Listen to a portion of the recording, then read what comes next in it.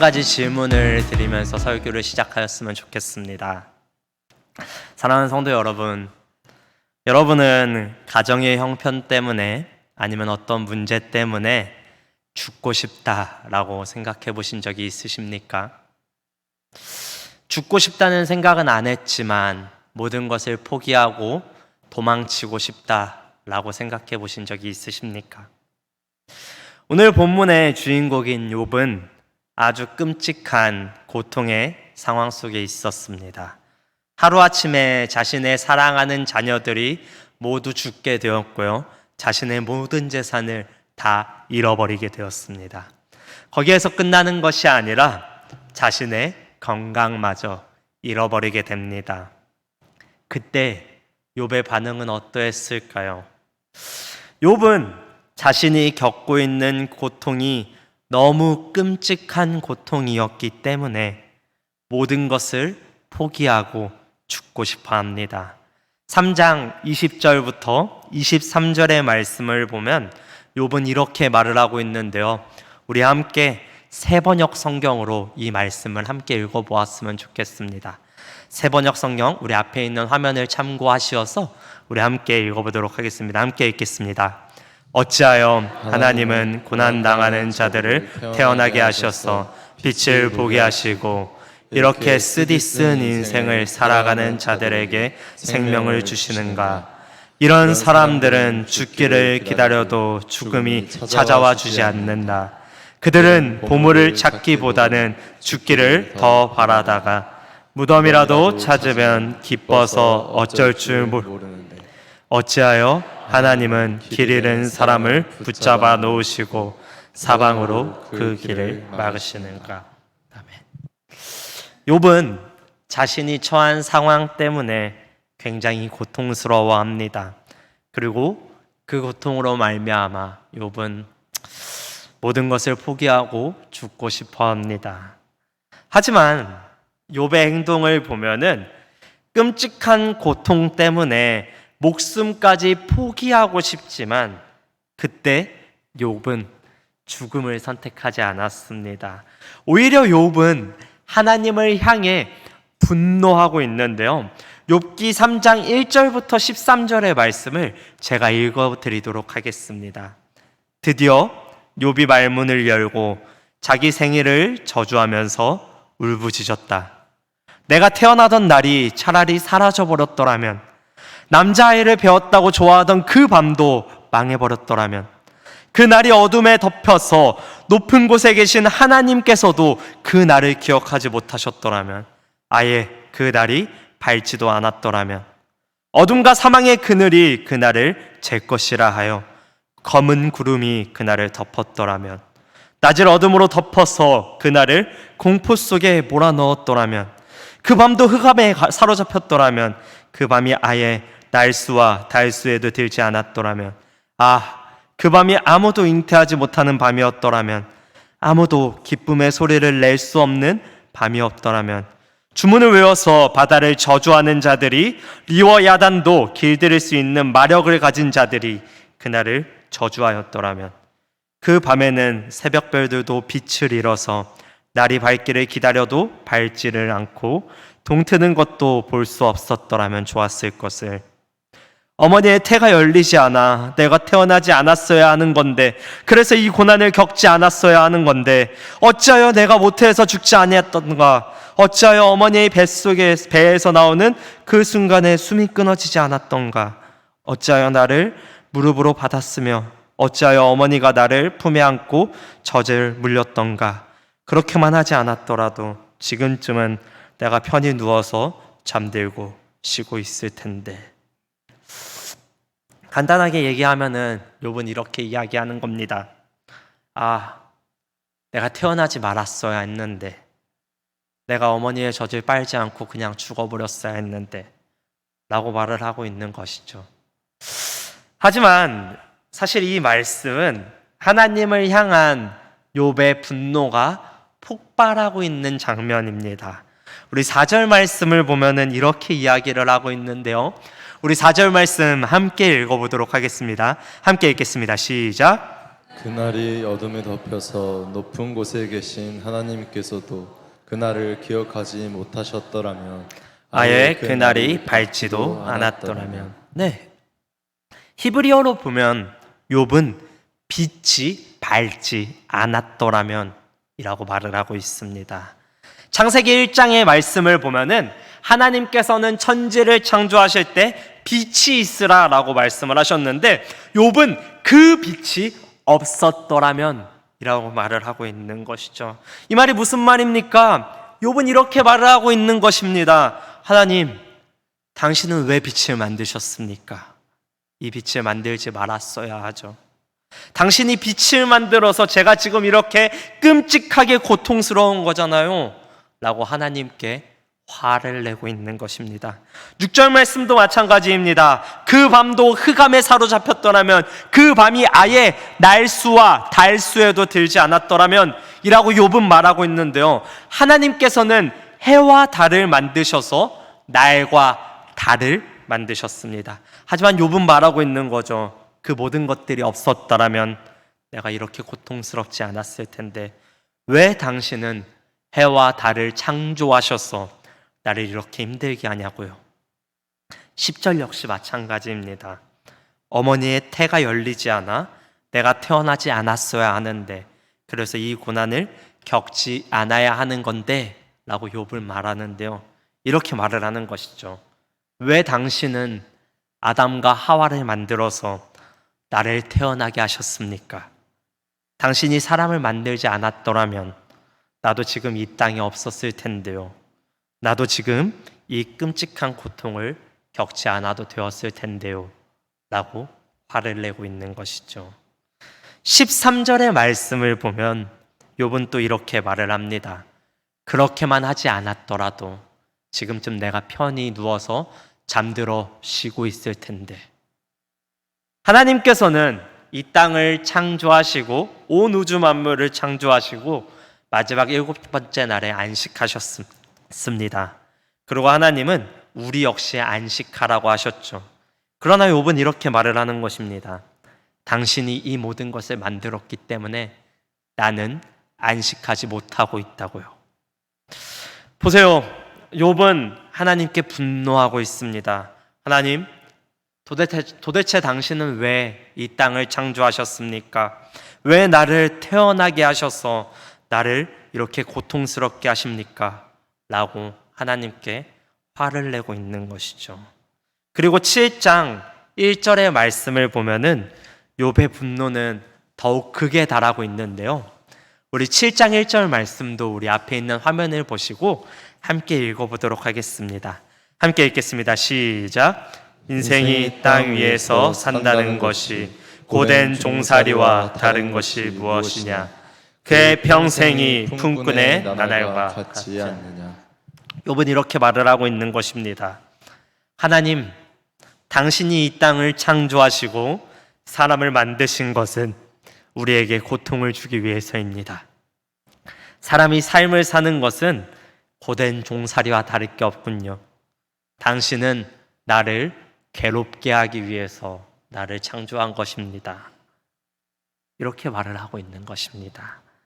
그런데 욥은 하나님을 원망하며 그분께 분노하지만 다른 한편으로는 굉장히 이상한 말을 하고 있습니다.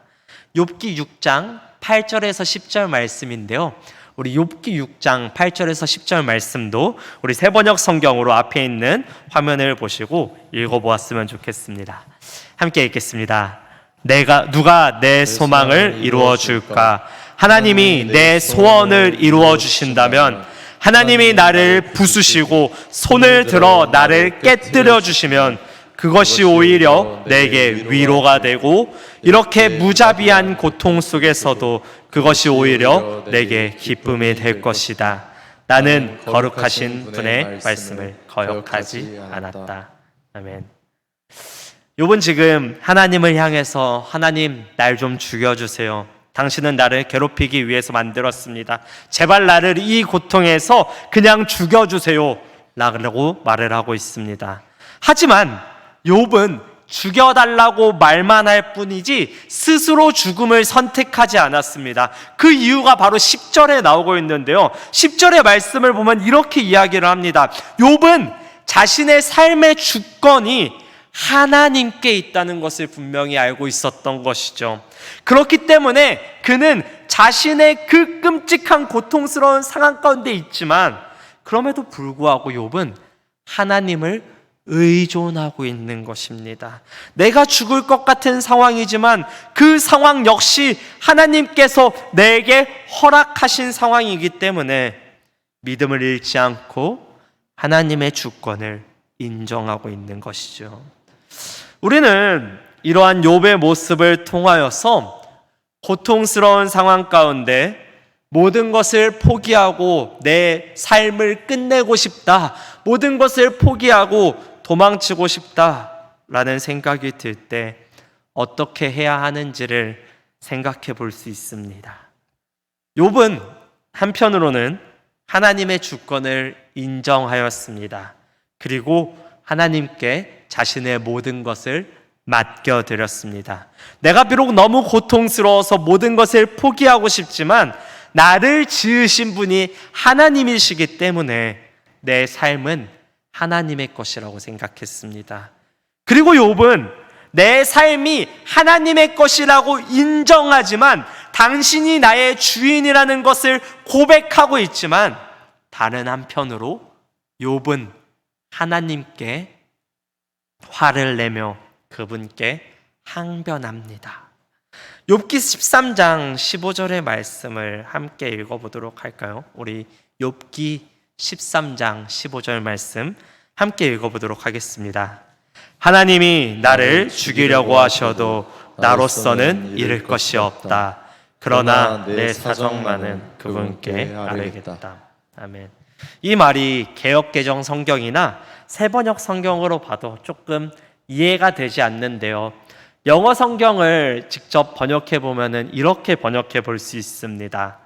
비록 그가 나를 죽일지라도 나는 그분을 신뢰하며 내 길을 그 앞에서 변호하겠다라고 말을 하는 거죠. 이게 바로 욥이 자신의 고통스러운 상황 가운데 취하고 있는 자세입니다. 욥은 하나님을 인격적인 분이라고 생각했습니다. 그분 역시 나와 같은 감정을 계시고 계신 분이기 때문에 이 억울한 감정을 가지고 그분과 대화하면 나에게 대답해 주실 것이라고 생각했던 거죠. 이게 바로 우리가 고통 속에서, 고난 속에서 인내할 수 있는 방법입니다. 우리는 욥과 같이 한편으로는 그분의 주권을 인정하지만 다른 한편으로는 하나님과 대화할 수 있어야 합니다. 왜냐하면 우리의 하나님은 우리와 대화할 수 있는 인격적인 하나님이시기 때문입니다. 우리는 그 하나님을 신뢰함으로 우리의 불만을 가지고 하나님과 대화할 수 있습니다. 따라서 우리가 고통스러운 상황 가운데 있을 때 우리가 취해야 하는 태도는 무조건 참고 견디는 것이 아닙니다. 그냥 참는다고 고통을 이겨낼 수 있는 것이 아닙니다. 욥기를 보면은 하나님을 향한 원망과 죽고 싶다는 말이 수도 없이 나오고 있습니다. 그리고 하나님께서는 그 모든 내용을 거룩한 성경의 말씀 가운데 집어넣어 두셨습니다. 이를 통해 우리는 하나님이 어떤 분이신지를 알 수 있습니다. 사랑하는 성도 여러분, 하나님은 우리의 부르짖음을, 우리의 분노를 그 누구보다 더 깊이 이해하시는 분이십니다. 여러분들이 고통 속에서, 고난 속에서 부르짖는 그 부르짖음을 누구보다 더 이해하고 계십니다. 그렇기 때문에 우리는 고난의 시간 가운데 내 힘으로 버텨내는 것이 아닙니다. 내 힘으로 그 고난에서 발버둥 치는 것이 아닙니다. 우리는 고통스럽고 힘든 상황 가운데 하나님과 대화할 수 있습니다. 하나님, 어찌하여 내 삶을 이렇게 고통스럽게 하십니까? 어찌하여 나를 이렇게 힘들게 만드십니까? 어찌하여 나를 이 땅에 태어나게 하셔서 나를 이렇게 고통스럽게 하십니까? 라고 우리는 그분과 대화할 수 있습니다. 어떻게 이 모든 게 가능합니까? 우리의 하나님은 인격적인 하나님이시기 때문입니다. 사랑하는 성도 여러분, 정말로 고통스러운 상황 가운데 계십니까? 그렇다면 그때에 하나님께 따져서라도, 화를 내서라도 그분과 교제하며 그 인내를 통해, 그 교제를 통해 인내하시는 저와 여러분들이 되었으면 좋겠습니다.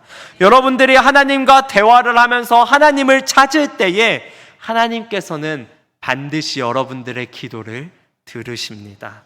그리고 여러분들이 고난의 상황 가운데에서 그분과 교제함으로 그 모든 상황을 인내하며 나아갈 때에 그 인내의 끝은 고통과 절망이 아닌 부활의 소망이 있음을 기억하시기 바랍니다. 어떻게 이것을 알 수 있습니까? 예수 그리스도를 바라봐 보시기 바랍니다. 욥은 하나님께 왜 당신은 이 땅을 만들어서 사람을 만들어서 나를 이렇게 괴롭게 하냐고 하나님께 따졌습니다. 그리고 그 욥과 같이 하나님은 이 땅 가운데 사람의 모습으로 태어나셨습니다. 그리고 그분은 이 땅을 살아가면서 끔찍한 고통을 당하십니다. 자신을 따르는 제자들에게 배신을 당하고 자신의 형제들에게는 미쳤다라는 소리를 들었습니다. 어디를 가든지 자신을 시험하려는 많은 사람들이 자신을 무너뜨리고 자신을 무시했었습니다. 그렇게 그분은 관계 속에서 끔찍한 고통을 겪으셨습니다. 하지만 그럼에도 불구하고 예수님은 자신의 삶을, 우리의 구원자로서의 삶을 포기하지 않으셨습니다. 그렇게 예수님은 십자가에서 아주 끔찍한 고통을 당하십니다. 그분이 십자가에 못 박히셨을 때 그분은 손에 박힌 못과 발에 박힌 못을 당장이라도 빼버릴 수 있는 분이셨습니다. 그리고 우리를 죄에서 구원하기 위한 모든 계획을 포기하고 도망칠 수도 있는 분이셨습니다. 하지만 그분은 그 십자가 위에서 그 모든 고통을 인내하셨습니다. 그때 예수님께서 하나님께 뭐라고 부르짖으십니까? 나의 하나님, 나의 하나님, 어찌하여 나를 버리시나이까? 어찌하여 나를 버리시나이까? 라고 부르짖으시지 않으십니까? 네, 우리의 구주 되시는 우리의 참 주인이신 예수 그리스도께서는 그 끔찍한 고통 속에서 하나님께 부르짖습니다. 그분과 대화를 시도합니다. 하나님, 왜 나를 버리십니까? 도대체 당신은 어디에 있으십니까? 라고 그분과 대화하시죠.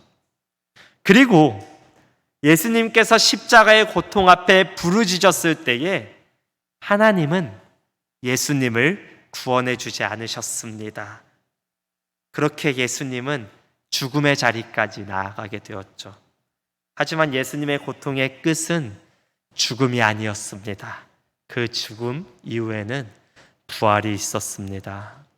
사랑하는 성도 여러분, 여러분들에게 드리고 싶은 말이 있습니다. 베드로를 한번 생각해 보시기 바랍니다. 베드로는 풍랑 가운데 물에 빠져 있었을 때 예수님께 나를 구원해 달라고 기도했습니다. 그리고 예수님께서는 베드로를 향해서 손을 즉시 내밀어 주심으로 그 문제를 해결해 주셨듯이 하나님께서는 우리의 삶의 문제를 즉시 해결해 주실 수도 있습니다. 어쩌면은 욥과 같이 끔찍한 고통을 당하지만 결국 42장의 말씀을 보면 그 모든 문제가 해결되듯이 오랜 시간이 걸린 후에 우리의 문제가 해결될 수도 있습니다. 어쩌면 예수님처럼 그 모든 문제가 끝나지 않는 문제일 수도 있습니다. 내가 죽어야 끝나는 그런 문제일 수도 있습니다. 하지만 잊지 마시기 바랍니다. 이 땅에서 여러분들이 어떤 종류의 고통을 당하든지 고통을 넘어 부활의 소망이 있다는 것을 믿고 나아가시는 우리 예안교회 모든 성도님들이 되시기를 축복합니다. 그렇기 때문에 사랑하는 성도 여러분, 끔찍한 고통 속에서 삶의 주권자 되어주시는 하나님을 의지하시기 바랍니다. 그분께 부르짖으며 고난 중에서도 인내할 수 있는 예양의 모든 성도님들이 되시기를 소망합니다. 끔찍한 고통 때문에 인생을 포기하고 싶으십니까? 모든 것을 포기하고 도망치고 싶으십니까? 그리스도를 바라보시기 바랍니다. 그리고 그분과 동행하시는 예양의 모든 성도님들이 되시기를 축복합니다. 그렇게 우리가 그분과 동행할 때 우리의 삶의 고통은 십자가에서 그랬듯이 부활로 이어질 것입니다. 그 부활을 소망하는 우리 예안교회 모든 성도님들이 되시기를 축복합니다.